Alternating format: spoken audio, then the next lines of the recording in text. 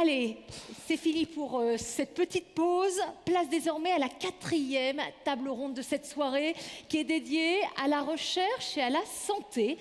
Avec ce soir, oui, ben voilà, c'est ça. Ah.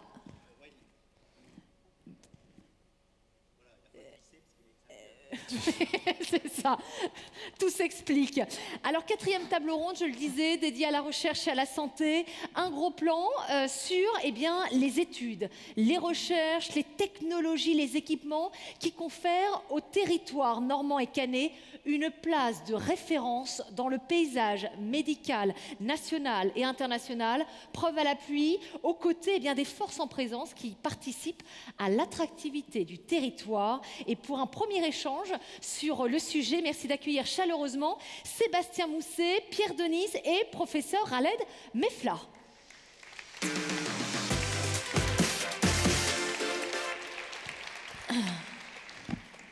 Bonsoir à vous trois et bienvenue. Alors quelques mots pour vous présenter. Allez, on va commencer. Sébastien Mousset, vous êtes directeur général de Bodycap, une start-up caennaise créée en 2012 qui a vocation à développer des solutions miniaturisées, communicantes pour des applications sport et santé. À côté de vous, Pierre Denis, alors doyen de la faculté de médecine depuis 2014, président de l'université de Caen-Normandie, professeur des universités, praticien hospitalier en physiologie médicale à l'université de Caen. Et ensemble, alors vous avez vécu vraiment une très belle aventure aux côtés de Thomas Pesquet, puisque vous avez piloté un programme de recherche Everywhere sur lequel nous reviendrons dans quelques instants. Et enfin, professeur Khaled Mefla, directeur du centre Baclès, un des 20 centres régionaux de lutte contre le cancer de France, et président d'Arcade, un pôle qui conduit des recherches sur l'hadrothérapie, méthode de radiothérapie pour traiter les cancers résistants. Voilà. Alors tous les trois, évidemment, vous êtes au cœur de ce premier échange parce que vous avez vous partagez des projets ambitieux. On va commencer avec vous, Stéphane Mousset et Pierre Denis, puisque vous avez partagé cette belle aventure humaine et professionnelle. Allez, expliquez-nous les contours, Pierre Denis, de cette collaboration. Parce que là encore, très belle aventure. Hein. Vous avez, c'est vous qui avez conçu, Stéphane, 2 objets connectés par votre start-up qui a emmené finalement Thomas Pesquet dans l'espace. Alors expliquez-nous le contexte de cette collaboration. Alors, ça s'inscrit dans le programme Everywhere, qui est un programme du MEDES, c'est une filiale du Centre national du spatial qui est situé à Toulouse et dont l'objet est de développer et d'appuyer un soutien à la recherche biomédicale dans l'espace. Et l'objet de la recherche, c'était de mettre au point un système de monitorage et d'évaluation médicale des astronautes, voilà, dans la perspective des missions à long terme vers Mars ou ailleurs. Stéphane Mousset, quels sont les 2 objets avec lesquels est parti Thomas Pesquet justement dans sa mission Proxima? Expliquez-nous les contours de cette technologie. Oui, donc le savoir-faire de la société, c'est de faire des micro-capteurs pour aller chercher des données physiologiques dans des endroits ou dans des conditions extrêmes. Donc ça peut être aussi bien dans le domaine sportif, dans le domaine du trekking, dans le domaine vétérinaire ou encore dans le domaine de la santé. Et là, en fait, on a envoyé deux dispositifs. On en a envoyé un qui permettait de mesurer le vieillissement du système artériel sous l'influence de la microgravité. Donc c'était basé sur une capture de données piezoélectriques. Donc c'est un produit qu'on a fabriqué à façon pour le CNES, donc sur commande. Et on a un deuxième dispositif qui, lui, est plutôt destiné au grand public pour faire du tracking d'activité, mais avec un niveau de confiance, je dirais, médical, non pas comme les objets grand public qu'on peut trouver actuellement sur le marché en grande surface ou ailleurs. Et donc, on est vraiment dans cette logique-là. Donc là, c'est un produit qu'on a décliné dans une gamme particulière pour le CNES, mais qui est destiné au grand public maintenant. Alors justement, Thomas Pesquet est revenu sur cette collaboration à vos côtés avec votre start-up, Sébastien, et sur sa fierté d'avoir embarqué avec lui dans l'espace des technologies Made in Normandie. C'était le 11 octobre dernier et c'était à l'occasion d'une interview lors de sa venue à Rouen. Et je vous laisse découvrir son témoignage en images. Vous avez mené une étude, on l'a entendu tout à l'heure, avec une équipe de Caen, c'est le programme Everywhere, avec des capteurs made in Caen, made in Normandie, hein, développés par la start-up Bodycap. Vous étiez fiers d'avoir ces technologies normandes avec vous dans l'espace? Oui, c'était super, mais j'avais même emmené, là c'est un peu un spoiler, j'avais même emmené un petit drapeau de Normandie que je ramène aujourd'hui avec moi dans mes bagages. Mais oui, j'étais fier. Il y avait, alors évidemment, en tant que local de l'étape, ça me faisait plaisir, mais il y avait des technologies de partout. On avait une autre start-up qui était à Lyon, des laboratoires qui étaient à Toulouse. Il y avait beaucoup de gens en France qui ont participé à cette mission-là, ce qui moi, me rendait très content, parce que c'était pas juste ma petite aventure, c'était un peu l'aventure de tout le monde, aussi bien scientifiquement que, on l'a vu en termes de partage sur les réseaux sociaux. Cette technologie notamment, elle étudiait vraiment les capteurs connectés, la transmission d'informations, parce que ça on sait que ce sera un peu le futur. Maintenant tout le monde a une montre connectée, un smartphone, et demain on sera monitoré, qu'on le veuille ou non, enfin j'espère seulement si on le veut, sous toutes les coutures. Ça a des applications sportives, mais aussi pour la santé, pour les patients qui ont des problèmes cardiaques par exemple. Voilà, et ça c'est vraiment une belle synergie régionale. Avec le recul de votre expérience, est-ce que vous diriez, Stéphane, qu'à Caen, il y a un véritable écosystème favorable justement à la santé connectée? Il y a un vivier justement qui accompagne cette dynamique d'innovation? Oui, effectivement, mais Bodycap est issu de cette dynamique puisque c'est issu d'une collaboration publique-privée qui associe à la fois l'université, le CHU et un grand groupe industriel qui était basé à Caen. Et on est actuellement accompagné effectivement par cette dynamique, alors autour de l'université, autour du CHU et des pôles de compétitivité. Donc le pôle TES, effectivement, dont on a parlé tout à l'heure, est extrêmement moteur dans cette dynamique et accompagne les projets et les startups innovantes comme les nôtres. Ouais. Voilà, vous aviez le soutien du pôle de compétitivité dédié aux transactions numériques sécurisées qui est installé aussi à Caen. Exactement. Une réaction, justement, Pierre-Denys, vous qui avez ce parcours extraordinaire?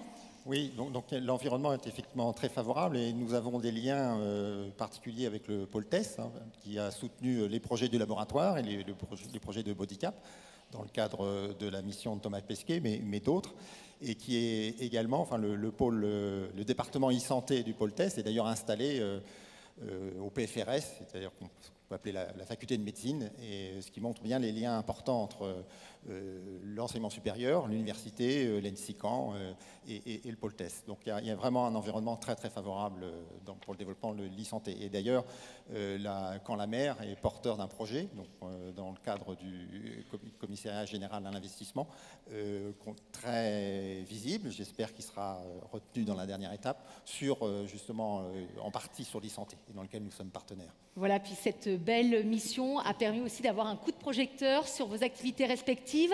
Professeur Khaled Mefla, alors on va faire un point avec vous parce que vraiment vous portez pour l'année 2018 un projet très audacieux. Je vous propose de nous en dresser les enjeux et les contours. Oui, mais volontiers. Donc c'est le projet Arcade. C'est le projet Arcade qui est un projet qui a démarré il y a très longtemps. Quand je dis très longtemps, c'est au début des années 2000. Et il a pu voir le jour grâce à la volonté collective de l'université, de la région. Et c'est un projet qui s'inscrit vraiment dans de l'innovation avec une pertinence liée justement à la problématique de la prise en charge du cancer et l'efficacité des traitements du cancer. Et aujourd'hui, c'est un projet qui aboutit à la construction et l'acquisition d'un équipement de protonthérapie. Alors expliquez-nous l'enjeu, parce que ça c'est la prochaine étape, c'est 2018. Hein. Voilà. Alors la protonthérapie, c'est l'équipement qui est aujourd'hui installé et qui va permettre de traiter des patients, et en particulier des jeunes patients, puisque c'est là le défi, en protonthérapie, c'est-à-dire une radiothérapie qui est précise, mais qui est moins délétère qu'une radiothérapie conventionnelle, qui est la radiothérapie par rayon X.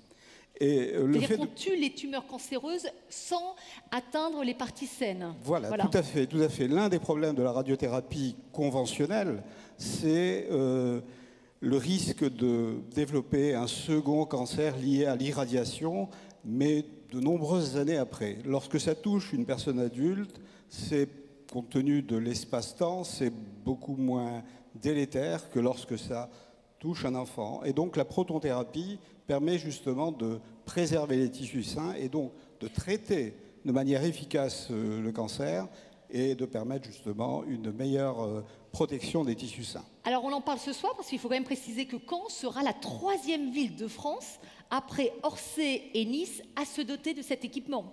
Tout à fait. C'est le 2e équipement de cette génération en France, puisque l'équipement d'Orsay à Paris est plus ancien. Là, on est dans une nouvelle génération de traitements protonthérapie. Et il y en a actuellement une dizaine dans le monde d'installés. Mais ce n'est pas le principal projet. C'est le levier pour nous emmener vers Absolument. 2021. Le projet le plus ambitieux, là où le défi est vraiment plus grand, c'est celui de la carbone-thérapie. C'est encore une nouvelle technique de radiothérapie qui est plus efficace et plus précise que la radiothérapie que l'on utilise aujourd'hui. Et cette radiothérapie, à l'heure actuelle, existe au Japon. Il y a 3 centres en Europe, et le 4e centre sera celui de Caen. Mais l'avantage de ce projet-là, c'est que nous sommes dans un équipement de 2e génération, et c'est un équipement qui sera unique au monde. Il n'y a pas actuellement de projet de développement de ce type d'équipement nulle part dans le monde. L'avantage, c'est qu'il sera compact et qu'il permettra de pouvoir être installé dans des établissements de soins. Mais ça, c'est formidable parce que j'imagine que d'avoir toute cette technologie, toutes ces avancées, ça va évidemment fédérer les talents et ça va faire finalement du Grand Caen un vrai bassin propice pour tout le paysage médical, aussi bien au niveau national qu'international. Absolument, parce qu'aujourd'hui, avec le développement du projet Arcade, l'attractivité de Caen est évidente. Aujourd'hui, on a de nombreux chercheurs, de nombreux médecins de très haut niveau qui souhaiteraient venir à Caen. Le seul problème, c'est que monsieur le doyen est là, monsieur le président de l'université, ex-doyen, c'est d'avoir des postes pour pouvoir les accueillir. Là, nous avons accueilli en pratiquement 6 mois 3 spécialistes mondiaux dans le domaine de la protonthérapie et de la carbone-thérapie. Alors justement, Pierre Denis, pour faire émerger les talents de demain, quels sont vos arguments pour fédérer les futurs médecins qui vont accompagner l'innovation médicale, pour les faire venir ici, sur le territoire normand? Bien, il y a tout d'abord l'attractivité de l'université, mais également de l'ensemble des partenaires, l'ENSI, le GANI, le Baclès, Cicéron. Donc il y a un environnement médico-scientifique favorable dans un certain nombre de disciplines. Donc un facteur d'attractivité assez spécifique à Caen également, c'est la reconstruction du CHU. C'est-à-dire que c'est la première fois qu'un CHU sera totalement reconstruit. Et donc ça suscite avec des projets de CHU connectés, et ça suscite auprès des entreprises un certain nombre d'intérêts et de développement économique et qui également, est moteur. Voilà, qui est moteur. Voilà. Donc ça participe à l'attractivité globale. Sébastien Mousset, si on se projette, quelles sont les innovations qui pourront changer notre vie demain, sur lesquelles actuellement vous êtes en train de travailler? Alors, si je le savais, ce serait génial. J'imagine que vous êtes en train de prospecter quand même. Effectivement, donc on est en train de travailler sur des... En fait, nous, on reste dans notre cœur de métier qui est la microélectronique médicale. Ouais. Donc le but du jeu pour nous, c'est de faire de l'innovation d'usage. Donc on a parlé tout à l'heure, effectivement, de mettre les gens au cœur de l'innovation et pas seulement la technologie. Donc l'idée, c'est de simplifier, d'apporter du confort aux patients et d'apporter de la simplicité dans l'usage. Donc on cherche à rendre transparent la technologie, et c'est vraiment ça le défi. Il faut que la technologie, si on veut qu'elle soit adoptée, qu'elle soit complètement transparente pour le patient et pour les usagers. Donc on est sur ces concepts-là, donc on essaie de travailler plutôt sur l'ergonomie de nos systèmes, etc. Donc actuellement, nous, notre savoir-faire, c'est ça, c'est sur ça qu'on est en train de capitaliser. Voilà, merci à vous 3 de nous avoir ouvert l'horizon sur cet échange. Thierry, je vous laisse prendre la suite. Je prends le relais sur ce deuxième plateau. Et on va parler notamment de Cicéron, qui a été abordé, évoqué. Je vais en parler dans quelques instants. Alors, j'invite Maxime Goberti, Sarah Martinez, Gaël Chetla et Anne-Lise Le Tourneur à nous rejoindre sur le plateau. Oula. Ne tombez pas. Alors, vous avez bien noté que vous avez 2 micros pour 4. Vous êtes très gentil parce qu'autrement, Emmanuel va se charger de vous croquer, je ne sais pas comment. Mais je sens qu'il qu'il va se passer des choses. Avant de débuter on croirait des bons élèves, hein, ouais. Et ce sont de bons élèves. Avant de débuter ce deuxième plateau consacré à la recherche, quelques mots sur Cicéron, dont on a entendu le nom prononcé, et une vidéo. Alors Cicéron, c'est le centre d'imagerie et de recherche en neurosciences. La décision de créer la plateforme a été prise en 1985, c'est pas d'hier donc. Cicéron est installé près du CHU, parce que je pense que si je vous dis Ganil, oui, mais si vous dites Cicéron, peut-être pas. Des recherches biomédicales y sont menées. Cicéron héberge en totalité ou en partie 7 unités de recherche. Et le centre est ouvert, et ça je trouve ça formidable, à toute la communauté scientifique nationale et internationale, publique et privée. C'est vraiment un lieu où on travaille. Après ces quelques mots de présentation, la vidéo, il s'agit d'un reportage réalisé par France 3 Normandie en juillet 2016. Il présente les premiers travaux réalisés dans le cadre du programme novembre 2013, 13 novembre, sur la mémoire traumatique. Je vous propose de comprendre un peu aussi Cicéron à travers ce reportage. À l'abri des bâtiments de la plateforme Cicéron, en toute confidentialité, des victimes de l'attentat du Bataclan ont commencé à se soumettre aux examens de l'équipe du neuropsychologue Francis Eustache. Jusqu'à la fin de l'année, au rythme de 12 à 15 IRM par semaine, 120 personnes directement impliquées par l'attaque passeront entre les mains des chercheurs caennais. Leur objectif, étudier comment évolue le stress post-traumatique. On essaie de comprendre comment les personnes sont capables de lutter contre des images qui s'imposent à elles. Comment la personne, en quelque sorte, est capable d'inhiber certaines images. C'est ça qu'on va étudier, c'est cette capacité qu'ont les sujets ou non à inhiber ces images, et quels sont les facteurs qui vont renforcer cette capacité d'inhiber ces images traumatiques. Les résultats de ces personnes impliquées dans l'attaque seront comparés à celles d'un échantillon témoin des Caennais qui n'ont vécu que de loin les événements du 13 novembre dernier. Et en parallèle de l'étude biomédicale, 1000 témoignages sont actuellement récoltés à Paris pour comprendre comment se forge la mémoire collective. Comment s'articule la mémoire individuelle et la mémoire collective, et en l'occurrence face à un événement traumatique. Et comment, année après année, cette mémoire, ces mémoires vont se construire. D'où ce défi totalement hors norme. Les entretiens et les études seront renouvelés pour étudier comment évolue mémoire et traumatisme.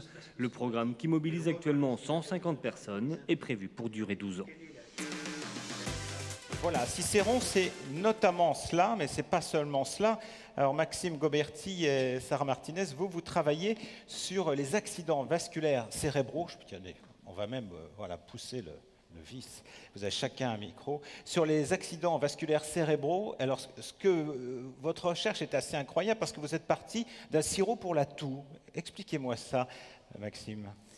Alors oui, effectivement, on travaille sur les accidents vasculaires cérébraux. C'est une pathologie qui est causée par l'obstruction d'une artère cérébrale par un caillot sanguin.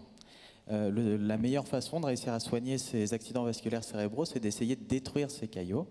Et malheureusement, le traitement qu'on a actuellement, qui s'appelle la thrombolyse, ne permet de les détruire que dans environ 30% des cas. Le reste du temps, le caillot reste résistant. Alors, comment est-ce qu'on est arrivé à cette idée du sirop contre la toux? En fait, dans le sirop contre la toux, il y a une petite molécule qu'on appelle la N-acétylcystéine et qui est utilisée comme expectorant. Alors en fait, comment ça marche? Quand on a une toux un peu grasse, le mucus qu'on a dans les poumons est très épais.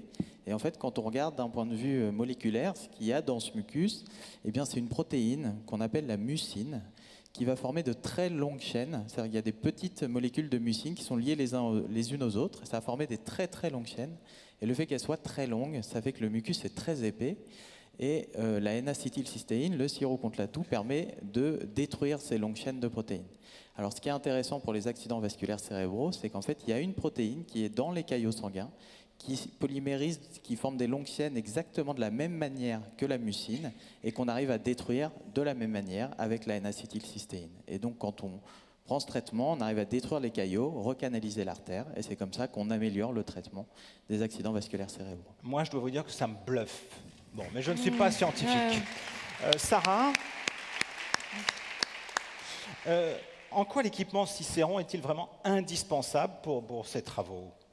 Comme ça a été dit déjà plusieurs fois, quand on rayonne dans tous ces domaines. Et en fait, la plateforme de Cicéron, le laboratoire Cicéron, est équipé de tous les outils nécessaires pour mener nos recherches. Donc, on n'a rien à envier à des universités dans d'autres pays. Alors Sarah, vous l'avez entendu à son accent, est du nord de l'Espagne. Elle est née à Pamplune. Elle est docteur en biologie comme Maxime Goberti. Vous êtes tous les deux docteurs en biologie. Vous me disiez aussi une chose très intéressante parce qu'on s'est vu un peu le début de cette soirée sur le fait que cet instrument formidable est à Caen. Dites-moi ça parce que ça, faut que vous le disiez, qu'on l'entende bien. Oui, l'un ou l'autre, parce que je pense que vous avez la même pensée. On a la même pensée. Alors moi, je suis né à Caen, alors c'est plus facile de défendre, mais bon, Sarah, elle vient de loin, à Caen, justement parce qu'on a Cicéron. Et c'est vrai que, en fait, quand on regarde, pour faire de la recherche scientifique et en biomédicale, mais c'est vrai pour quasiment tous les domaines de la recherche, on a besoin d'équipements qui sont parfois très coûteux. Et la tendance est au regroupement de ce type d'équipements dans des très grandes universités qui souvent appartiennent à des grandes villes. Ce qui est incroyable à Caen, c'est que la plateforme Cicéron, on n'a vraiment rien à envier à des plateformes qui existent d'habitude dans des grandes capitales européennes ou mondiales. Et bien à Caen, on a la même chose au laboratoire Cicéron, où on peut faire vraiment de la recherche de très haut niveau. C'est vraiment quelque chose d'assez incroyable. Et on peut aller travailler à vélo, c'est ça. C'est ça l'idée, c'est qu'en 10 minutes, vous êtes chez vous. Oui, mais il y a la pente quand même. Il faut monter. Ah, il y a la pente. Oui, mais c'est quand même, voilà, il faut le dire parce qu'on se dit, il y a un bel outil, mais c'est plus qu'un bel outil. C'est tout un cadre de vie autour du bel outil. Vraiment, il fallait en parler. Gaëlle Chetla, vous présentez le programme Silver Study. Vous êtes directrice de recherche. Qu'est-ce que c'est Silver Study? Qu'est-ce qu'il y a derrière? Vous l'avez le micro, très bien. Alors, Silver Santé Study, c'est un grand projet européen qui est coordonné par l'INSERM. Alors, grand projet européen, combien de pays? Il y a 10 partenaires dans 6 pays européens. Oui. Voilà. 10 partenaires qui participent à ce projet-là. Mais la particularité, c'est que 150 personnes vont être recrutées dans ce projet à Caen. 150 personnes à Caen parce qu'on a décidé que une grande partie de ce projet serait implémentée à Caen pour bénéficier justement de la qualité et de la spécificité de l'infrastructure dont on dispose au centre Cicéron. Donc on a la chance d'avoir des outils d'imagerie et un accès facilité à ces outils au centre Cicéron. Et donc pour ces raisons, l'ensemble du consortium européen, des autres chercheurs européens, ont voté pour implémenter ce projet ici en Normandie. Alors ce qui guide vos travaux, c'est le bien vieillir, ça m'intéresse. Oui, alors c'est un grand projet sur le bien vieillir. Le bien vieillir, c'est-à-dire quels sont les éléments au cours de la vie qui permettront ensuite d'avoir un bien vieillir. Et notamment dans ce projet-là, on propose un programme d'apprentissage de l'anglais ou d'apprentissage de la méditation sur 18 mois. Et on va s'intéresser à l'impact de ces programmes assez longs sur le vieillissement et notamment le vieillissement cérébral. Et puisque vous parlez de méditation, vous avez d'ailleurs un bel ambassadeur qui vous accompagne sur ce projet. Oui, ah oui, il faut le préciser. Oui, Mathieu Ricard. Mais oui, formidable. Alors, Mathieu Ricard nous soutient dans ce projet à plusieurs titres. Premièrement, il est ambassadeur de ce projet, donc il nous aide à communiquer autour de ce projet, à recruter également des experts méditants, puisqu'on a un volet du projet qui porte sur des experts méditants âgés de plus de 65 ans, et il est venu à Caen, au centre Cicéron, pour participer aux expérimentations et être lui-même un de ces experts méditants qui nous a permis de montrer les effets de la méditation à long terme sur le cerveau qui est en cours de vieillissement. Et ce n'était pas qu'un parrainage pour la forme, parce qu'il a fait une vidéo où on le sent vraiment très très impliqué, où il a envie de nous donner de sa sagesse, mais il a envie aussi lui aussi de récupérer les résultats de vos travaux, assurément. Alors qu'est-ce qui se passe? Moi j'essaie de voir. Oh là.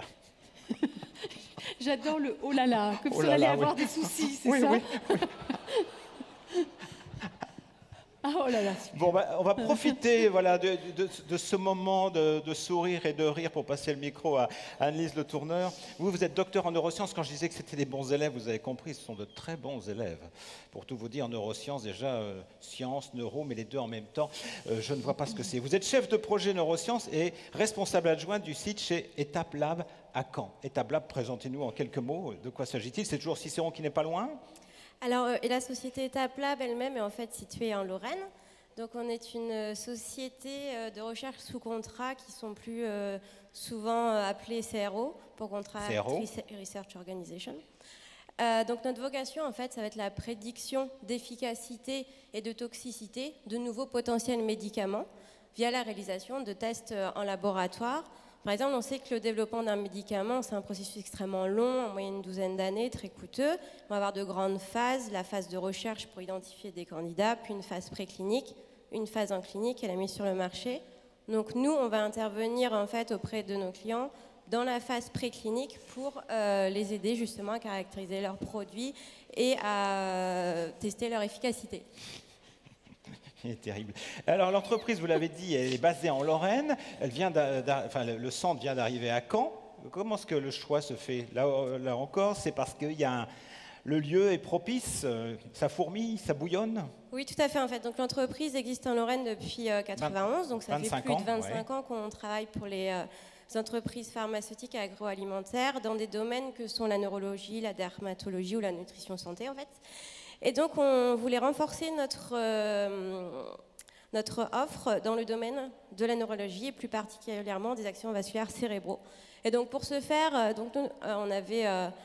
on a senti le besoin en fait, de pouvoir faire un partenariat avec un laboratoire de recherche scientifique de renommée dans ce domaine. Et rapidement, en fait, on s'est orienté vers l'équipe du professeur Vivian INSERM à Caen, en fait, puisque c'est une équipe renommée dans la recherche des accidents vasculaires cérébraux. Et effectivement, il y avait une volonté commune de favoriser le transfert de nouvelles thérapies de la paillasse aux patients, en quelque sorte.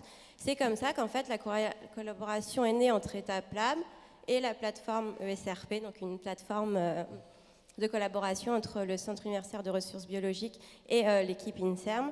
Et donc, de ce partenariat est née la marque Stroke Alliance, qui est notre établissement secondaire ici à Caen. Vous vous sentez bien à Caen?